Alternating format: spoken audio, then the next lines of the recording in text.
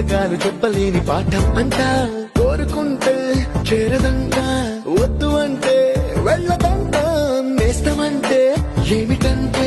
కన్నవాళ్ళు ఇవ్వలేని ఆస్తేనంట ఇస్తూ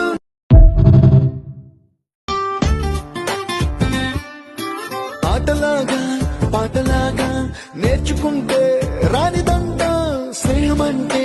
ఏమిటంటే పుస్తకాలు చెప్పలేని పాఠం అంట